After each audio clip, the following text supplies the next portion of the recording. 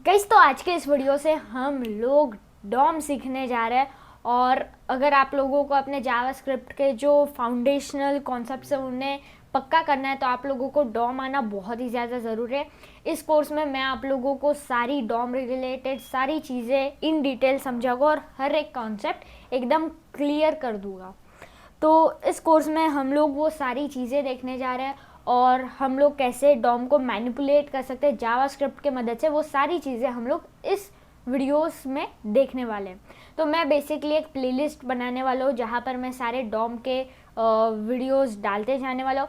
तो प्लेलिस्ट की लिंक आपको डिस्क्रिप्शन में मिल जाएगी। ज़रूर से उस प्लेलिस्ट की जो लिंक है उसके ऊपर एक बार क्लिक कर लेना और देख लेना कि मैंने क्या क्या वीडियोस अब तक अपलोड करके रखी हुई है।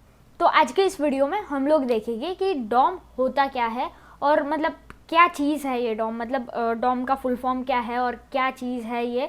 तो आज के इस वीडियो में हम लोग यही चीज़ देखने वाले हैं।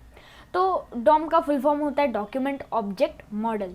अब अगर मैं आप लोगों को जो इसकी डेफिनेशन है, जो इंग्लिश की डेफिनेशन होती है जो ज़रा सा कॉम्प्लिकेटेड होती है, वो मैं आपको सुनाता हूँ। The DOM is an object oriented representation of the web page which can be modified with the scripting language such as JavaScript. अब इसी डेफिनेशन को मैं आप लोगों को word by word in detail समझाने की कोशिश करूँगा।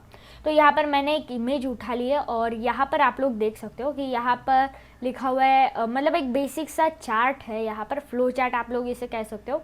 यहाँ पर डॉक्यूमेंट है, root element, HTML, head, body और मतलब HTML के कुछ टैग्स है यहाँ पर और उनके एट्रीब्यूट्स वगैरह यहाँ पर लिखे हुए हैं।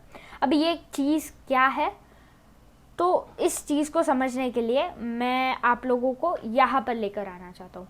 तो ये विजुअल स्टूडियो का मैंने एक स्क्रीनशॉट लिया हुआ है। यहाँ पर आप लोग देख सकते हो कि मैंने कुछ HTML का कोड लिखा हुआ है। अब भले वो फेसबुक की वेबसाइट हो या मतलब facebook.com हो या आपकी कोई पर्सनल ब्लॉगिंग वेबसाइट हो जैसे myname.blog.com, तो हर एक वेब एप्लीकेशन या वेबसाइट में HTML होना ज़रूरी होता है।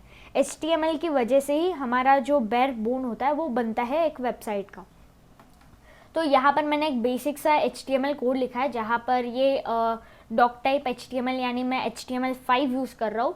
और फिर उसके बाद में यहाँ पर HTML का ओपनिंग टैग है, यहाँ पर हेड टैग्स है जिसके अंदर मैंने कुछ मेटा टैग्स ऐड किया, मेरे साइट का जो टाइटल है वो ऐड किया है। उसके बाद में और भी कुछ मेटा टैग्स है जहाँ पर मैंने डिस्क्रिप्शन और व्यू पोर्ट डिफाइन किया हुआ है।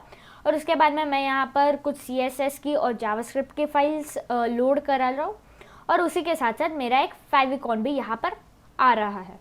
और उसी के बाद मेरी एक बॉडी टैग भी स्टार्ट हो रही है जहाँ पर मैंने और भी कुछ एलिमेंट्स यहाँ पर टाइप किए हुए हैं। तो यहाँ पर आप लोग देख सकते हो जो हेड की लेवल है और बॉडी की लेवल है वो सेम है, यानी कि आप लोग इंडेंटेशन यहाँ पर देख सकते हो। तो उस हिसाब से हेड और बॉडी एक ही लेवल पर है।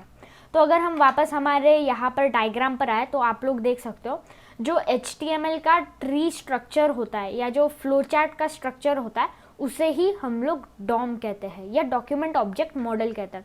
यानी कि जब हमारा जो HTML का पूरा पेज होता है, जो हमारा पूरा स्टैटिक पेज होता है जिसमें हम लोगों ने हमारा HTML टाइप किया हुआ है, उस HTML को हम लोग कुछ इस तरह के ट्री में कन्वर्ट कर देते हैं और ये बेसिकली एक डॉक्यूमेंट, जैसे हमारा एक PDF डॉक्यूमेंट होता है, .txt डॉक्यूमेंट होता है, उसी तरीके से ये एक डॉक्यूमेंट में स्टोर हो जाता है और इसी फाइल को हम कहते हैं डॉक्यूमेंट ऑब्जेक्ट मॉडल।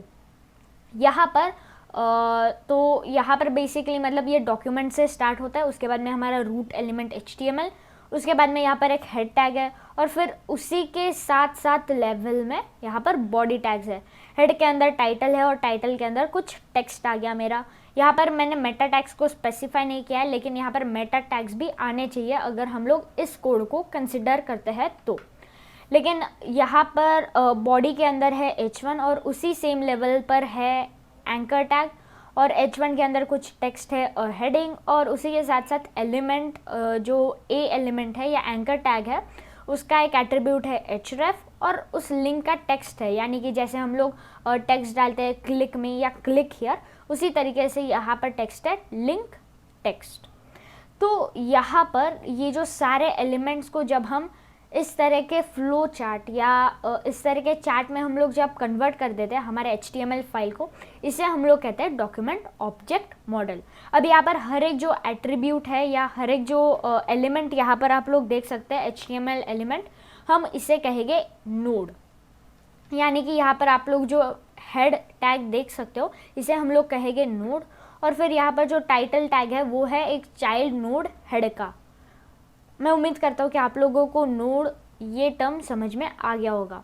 अब वापस से हम हमारे डेफिनेशन पर आएंगे।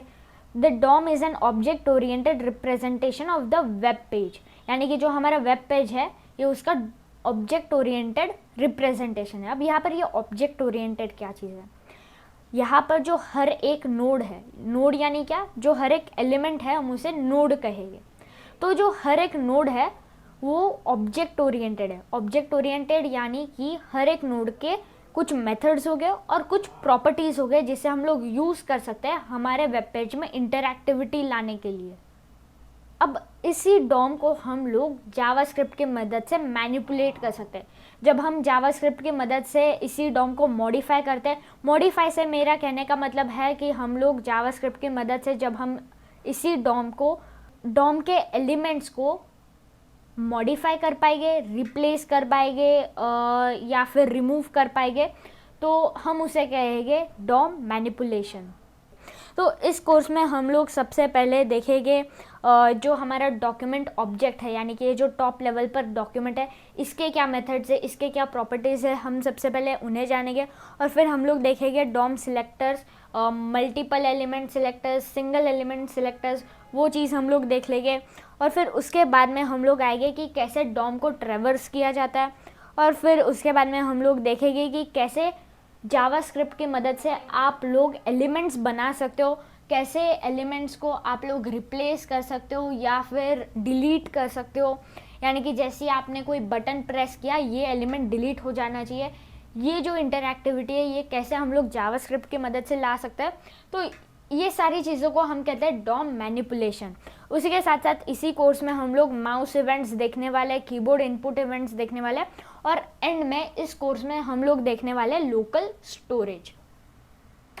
नेक्स्ट वीडियो में हम लोग जो हमारा डॉक्यूमेंट ऑब्जेक्ट मॉडल है उसका जो फर्स्ट नोड है जिसका नाम हम डॉक्यूमेंट कहते हैं, ये जो हमारा मेन नोड है जिसके अंदर हमारी पूरी HTML की फाइल है, हम इसके क्या मेथड्स और प्रॉपर्टीज़ है वो हम नेक्स्ट वीडियो में देखने वाले हैं।